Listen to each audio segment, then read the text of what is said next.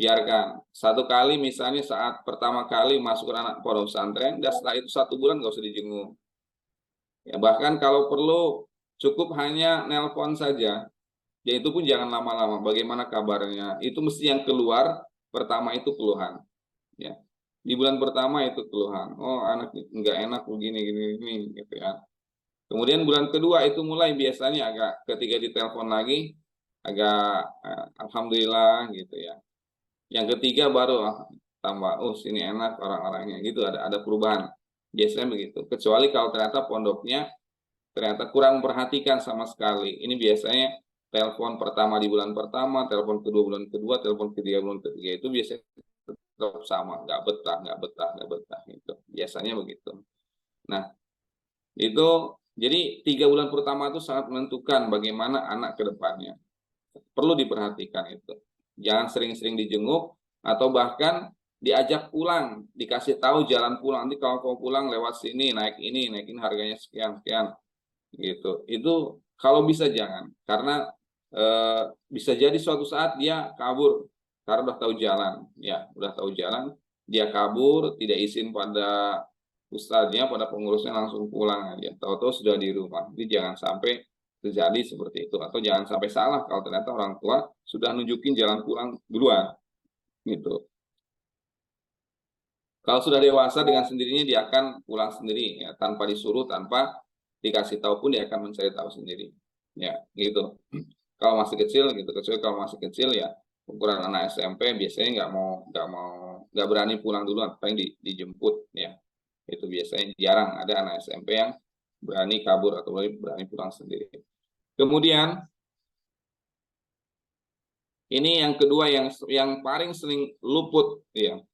Paling luput dan mungkin banyak orang tua yang jarang itu mendoakan ketika meninggalkan anak di pesantren.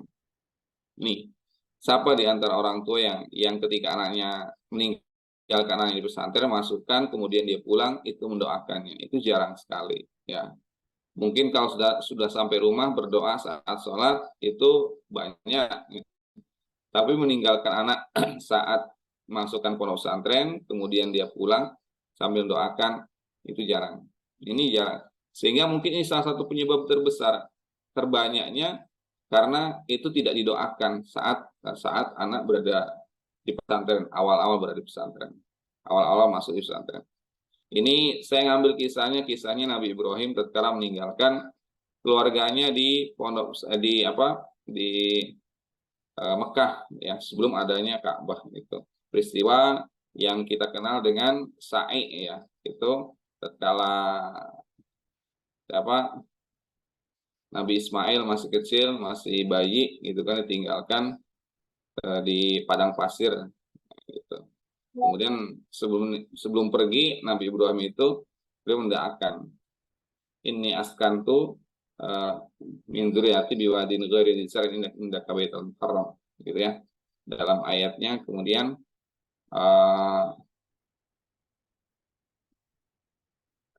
Nabi Ibrahim mendoakannya itu.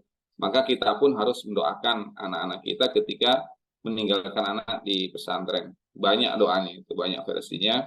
Ada yang Rabbij'alni muqimas sholati wa min dzurriyyati, ada yang pakai itu kemudian mu'iduka bi kalimatillahi tammat min syarri ma khalaq, dan masih banyak doa-doa yang lainnya ya. Minimal itu atau astaudikumullah allati la tadiwadai'ah kan.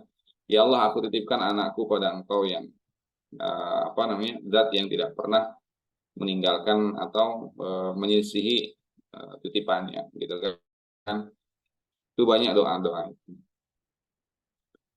Itu harapannya orang tua mendoakan ketika anaknya meninggalkan anaknya di pesantren, itu menjadi penyebab ya, semoga menjadi penyebab anak itu senantiasa betah selama di pesantren.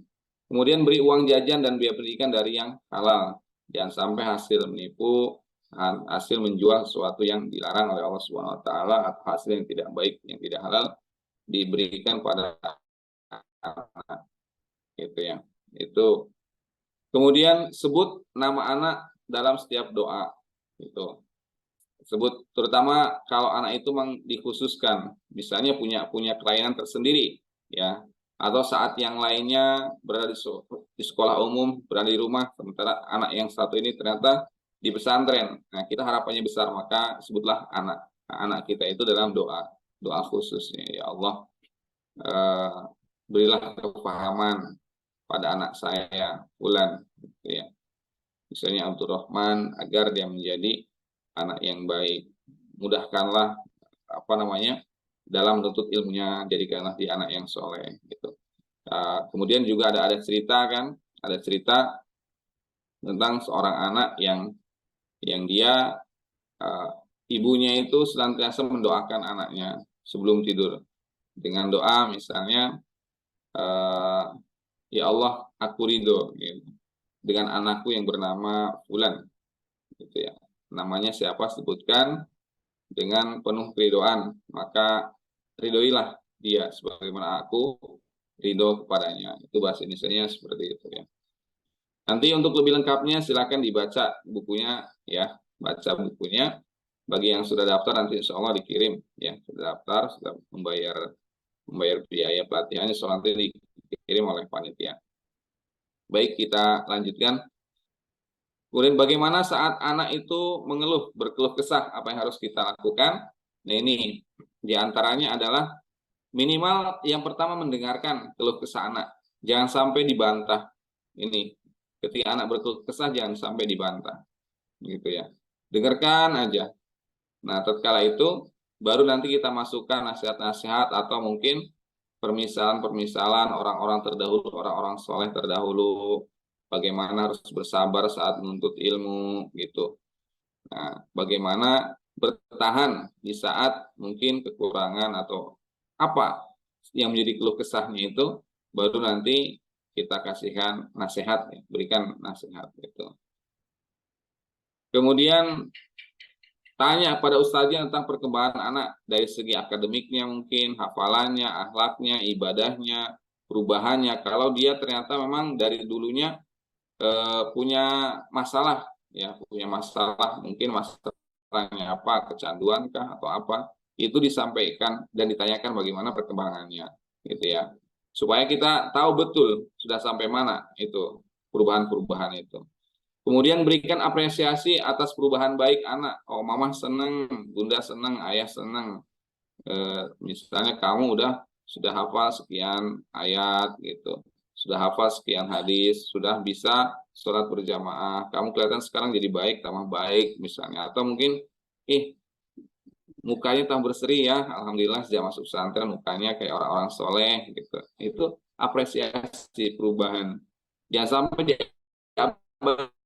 Banyak orang tua ternyata dia sadar dengan kekurangan anak, tapi dia tidak sadar dengan kelebihan anak. Ini jangan sampai, ya, harus seimbang antara reward dan punishment, ya, apresiasi dengan sanksi, itu harus seimbang.